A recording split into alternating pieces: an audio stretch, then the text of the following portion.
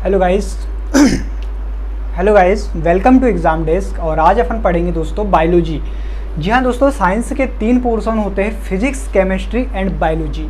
उसमें अपन आज बायोलॉजी को स्टार्ट कर रहे हैं। क्या स्टार्ट कर रहे हैं अपन आज? बायोलॉजी को।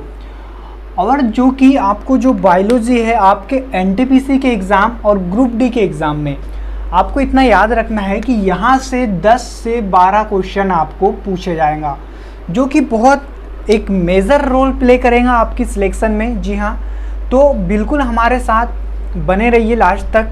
और आपका अगर साथ रहा तो दोस्तों आपको अच्छे से ए से लेकर जेड तक के जितनी भी पूरी बायोलॉजी होती है, बायोलॉजी का जितना भी सिलेबस है जो आपके ग्रुप डी और एनटीपीसी के एग्ज़ाम में आने वाला है, वो अपन कवर अच्छे से करवा देंगे। तो लास्ट तक हमारे साथ बने रहिए और स्टार्ट करते हैं अपने इस वीडियो को।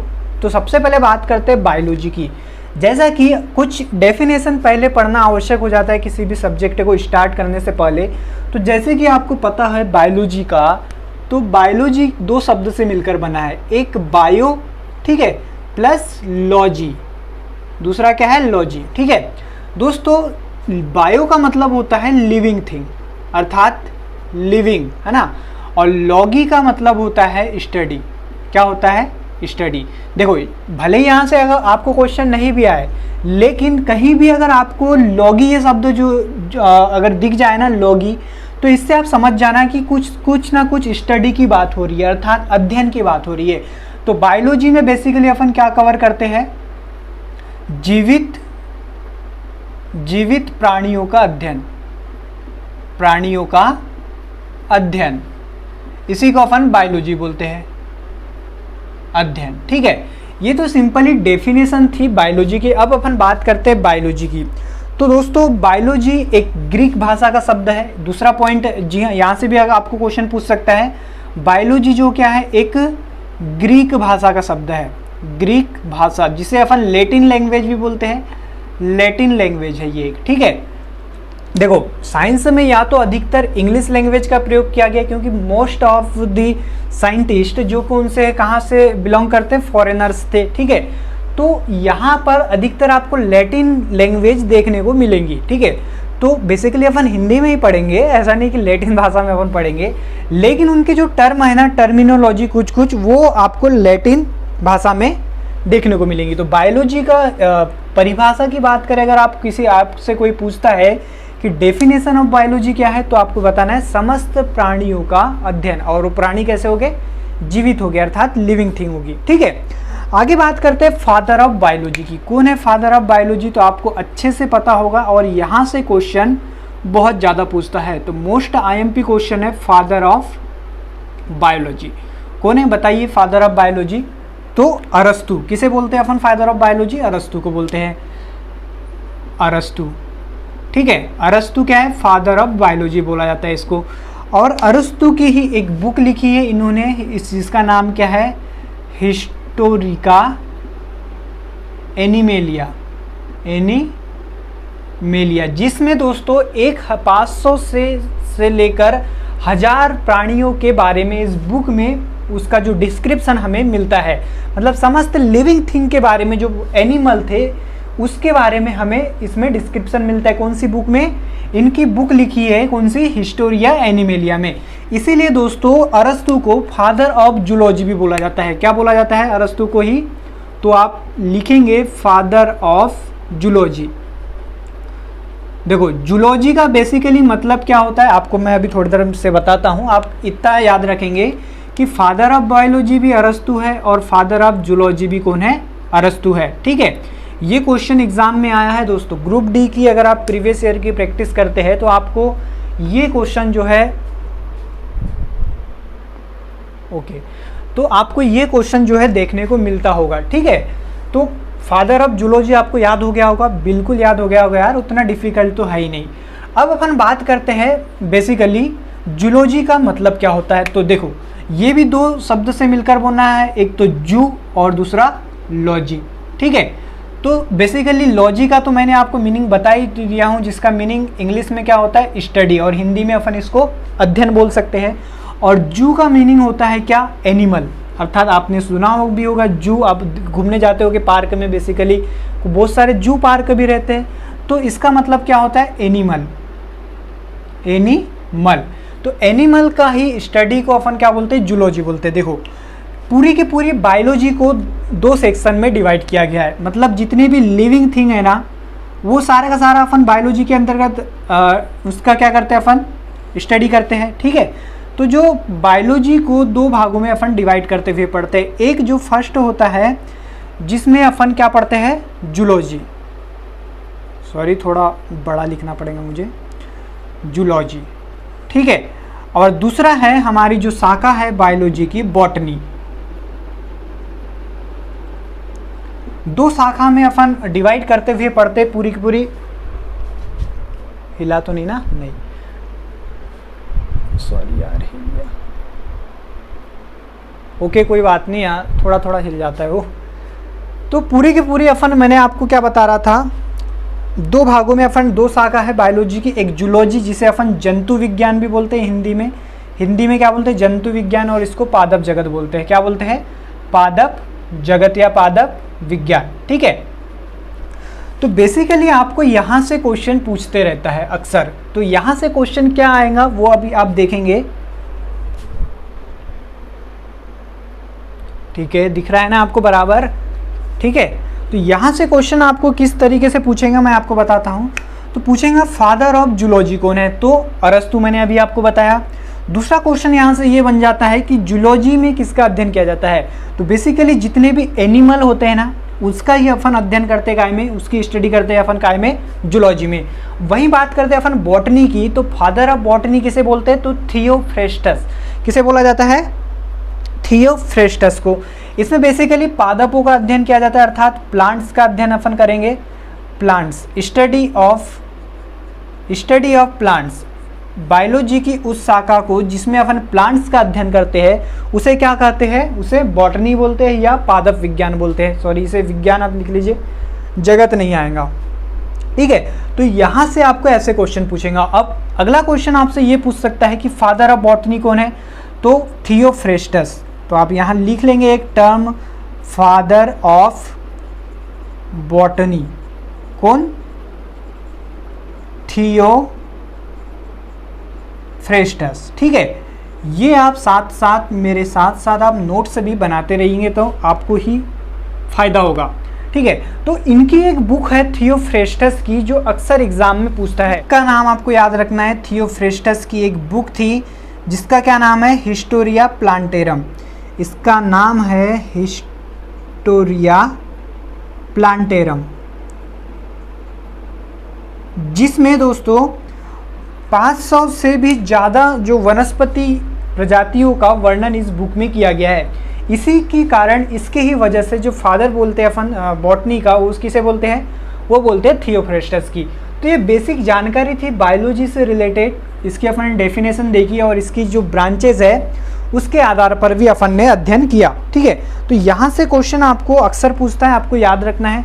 आगे बात करते हैं, मॉर्फोलॉजी के आधार पर भी बायोलॉजी को 2 भागों में डिवाइड किया गया है। देखो मॉर्फोलॉजी क्या होती है, तो मॉर्फोलॉजी होती है उसकी संरचना के आधार पर अध्ययन, मतलब किस उसकी बनावट कैसी है, ठीक है, वो कैसा दिखता है, दिखने में कैसी है, उसके आधार पर अपन जो अध्ययन करते हैं उस जो साइंस की शाखा को क्या बोलते हैं, मॉर्फोलॉजी बोलते हैं। ठीक है, तो वो 2 टाइप से करते हैं। एक एनाटॉमी, जिसके अंतर्गत अपन आंतरिक जो किसी भी प्राणी के अंदरूनी भाग का अगर आपको अध्ययन करना है तो उसको अपन क्या बोलेंगे, एनाटॉमी बोलेंगे। ठीक है, आपको 2 टर्म याद रखना है, एक एनाटॉमी और दूसरी क्या, फिजियोलॉजी। दूसरी क्या, फिजियोलॉजी। ठीक है, तो इसको मैं मिटा देता हूँ, उसके बाद में अपन ये डिस्कस करते हैं एनाटॉमी और फिजियोलॉजी के बारे में। देखो यहाँ से अक्सर एग्जाम में क्वेश्चन आया है और मैं वही सिलेबस या वही उसी बात पे फोकस करेंगे जहाँ से आपको फ़ायदा होने की ज़्यादा संभावनाएं बढ़ जाती है। मतलब कि कहने का ये है कि आपको क्वेश्चन पूछना ज़्यादा से ज़्यादा संभव हो जाएगा।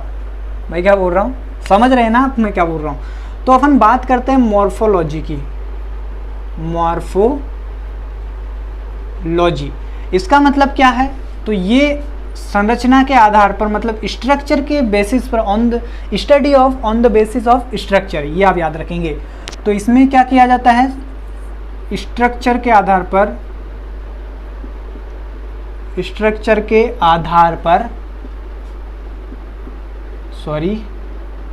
आधार पर अध्ययन। प्राणियों का अध्ययन कैसे करेंगे? स्ट्रक्चर के आधार पर। अब ये दो प्रकार से अपन पढ़ेंगे इसको। एक पहला होता है एनाटॉमी, एनाटॉमी, जिसके अंतर्गत देखो ये टर्म आपको ऐसे की ऐसे ही याद रखनी है। इसका हिंदी वर्जन क्या होता है वो मुझसे आप ना पूछे, क्योंकि इसको हिंदी में भी आप एनाटॉमी बोलेंगे और आपके एग्जाम में भी आपको क्या आएगा? एनाटॉमी आएगा। तो एनाटॉमी मतलब आपसे पूछेगा कि एनाटॉमी में क्या किया जाता है, मतलब किस वो साइंस की मतलब आपसे ये पूछ सकता है कि साइंस की उस ब्रांच को क्या कहा जाता है जिसमें किसी प्राणी के आंतरिक भागों का अध्ययन किया जाता है। जैसे कि मनुष्य है, आप मनुष्य का स्ट्रक्चर की बात करें अपन तो उसके अंदरूनी हिस्से की बात, जैसे कि डाइजेस्टिव सिस्टम हो गया, श्वसन तंत्र था, रेस्पिरेटरी सिस्टम हो गया, इन सब की अध्ययन अपन करते हैं काय में? एनाटॉमी में। तो आप यहाँ लिखेंगे अंदरूनी भागों का अध्ययन किया जाता है इसमें। तो इसमें जीवित प्राणियों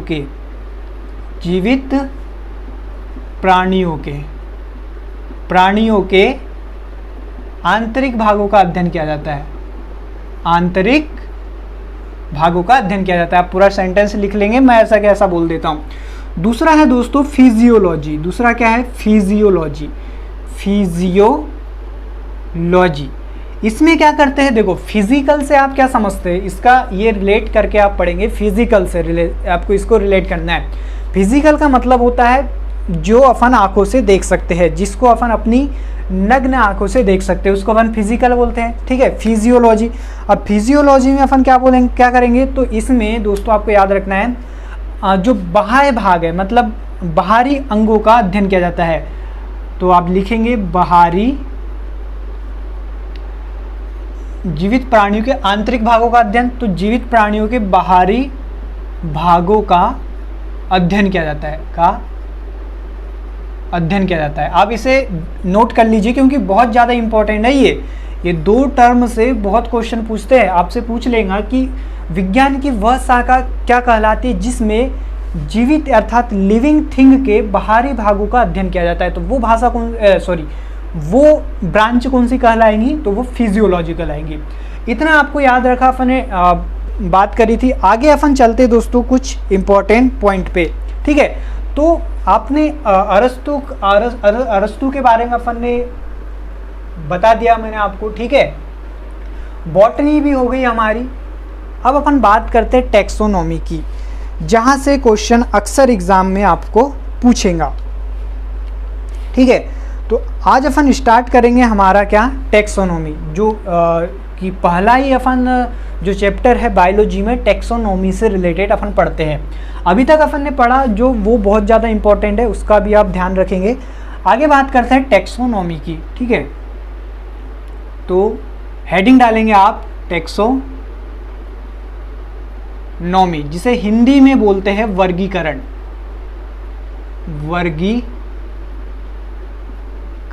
ठीक है, देखो यहां से रिलेटेड एक मोस्ट इंपॉर्टेंट साइंटिस्ट है फेमस, जिसका नाम क्या है? कार्ल लिनियस, या इसे कैरोलस लिनियस भी बोला जाता है। तो इसके बारे में आपको याद रखना जरूरी। जब भी टैक्सोनॉमी की बात आएंगी एक साइंटिस्ट का नाम हमेशा सामने आएगा, जो कौन है? Karl Linnaeus. अब ये क्या, इनका क्या योगदान है इन महाशयों का, तो अभी आपको मैं बताता हूँ। ठीक है, सबसे पहली बात तो ये जो टैक्सोनॉमी है उसके सबसे पहले जो कार्ल लिनियस ने ही जो समस्त पूरे के पूरे जो जीवित प्राणी थे उनको दो भागों में डिवाइड किया था।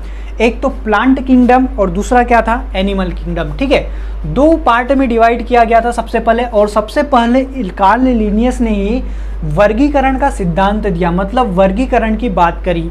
ठीक है, इस कारण से कार्ल लिनियस को क्या बोलते हैं? Father of taxonomy. तो दूसरा पॉइंट मोस्ट फेमस है, जो क्या है? Father of taxonomy. तो फादर ऑफ टैक्सोनॉमी किसे बोलेंगे आप? कार्ल लिनियस को बोलेंगे। तो यहाँ आप लिख लेंगे क्या? Father of taxonomy. ठीक है, फादर ऑफ टैक्सोनॉमी कौन है? कार्ल लिनियस है। मोस्ट इंपॉर्टेंट क्वेश्चन है, यहाँ से आपसे एग्जाम में पूछता है। अगली बात करते हैं। देखो बेसिकली अगर टैक्सोनॉमी को अपन तोड़ के लिखिए तो इसको दो भागों में अपन डिवाइड करते हुए लिख सकते हैं। एक का मतलब होता है टेक्सो, ठीक है, जिसका मीनिंग होता है ग्रुप, जिसका मीनिंग क्या होता है ग्रुप, और इसको अपन बोल सकते हैं नोमी, ठीक है। और नोमी का मतलब क्या होता है तो बताइए आप, नोमी का मतलब होता है नेमिंग, क्या होता है नेमिंग, ठीक है। तो टैक्सोनॉमी में जितने भी जीवित प्राणी होते हैं उनके अपन ग्रुप में उनको डिवाइड करते हुए एक ग्रुप में अपन उनका ग्रुप में उनको शामिल कर लेते हैं पूरे के पूरे, और उस ग्रुप का जो नामकरण कर देते हैं, इसी को क्या बोलते हैं ग्रुप और नेमिंग, ठीक है। इसी को अपन बोलते हैं क्या टैक्सोनॉमी। तो दोस्तों जो कार्ल लिनियस थे ना, इन्होंने ही सबसे पहले द्विनाम जगत प्रणाली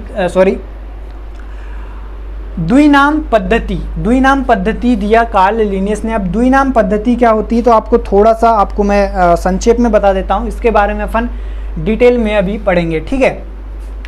तो द्विनाम पद्धति जो किसने दी, जिसे अपन इंग्लिश में क्या बोलते हैं बाइनोमियल नोमेनक्लेचर, जिसे क्या बोलते हैं अपन बाइनोमियल नोमेनक्लेचर, ये भी किसने दिया लीनियस ने दिया, लीनियस ने ही दिया, ठीक है। देखो होता क्या है दोस्तों, कोई भी अगर वस्तु का, अगर आपको किसी भी प्राणी का खोज करना है, ठीक है, तो उस प्राणी की खोज करने के लिए आपको सबसे पहले उसका नाम आपको पता होना चाहिए कि उसे अपन क्या बोलेंगे, ठीक है। और वो तो अपन टैक्सोनॉमी में पढ़ेंगे, वो जब अपन बोलना चाहिए अपन क्या, किसी भी प्राणी के जो नामकरण की जो पद्धति होती है उसको अपन टैक्सोनॉमी के अंतर्गत ही आता है बाइनोमियल नोमेनक्लेचर। देखिए होता क्या है बेसिकली कि ये एक ऐसी पद्धति होती है जिसमें उस वस्तु का अपन को साइंटिफिक नाम रखना पड़ता है। उस वस्तु का क्या नाम रखना पड़ता है, वैज्ञानिक नाम रखना पड़ता है। मतलब कि वैज्ञानिक नाम वह होता है जो कि पूरे के पूरे वर्ल्ड में आप कहीं भी चले जाएंगे तो उसको सेम नाम से आपको पुकारा जाएगा। जैसे कि फॉर एग्जांपल की बात करें अपन मैंगो की, क्या मैंगो की, ठीक है, मैंगो की, तो मैंगो को इंग्लिश में अपन मैंगो बोलेंगे और हिंदी में क्या बोलेंगे आम बोलेंगे। अब इसमें बहुत ज़्यादा कन्फ्यूज़न हो जाएगा। आप अगर किसी लैटिन कंट्री में जाते हैं जैसे ग्रीक वगैरह कंट्री में, तो वहाँ पर आम नहीं बोलेंगे, आपको क्या देखने को मिलेगा मैग्नीफेरा इंडिका, आपको क्या देखने को मिलेगा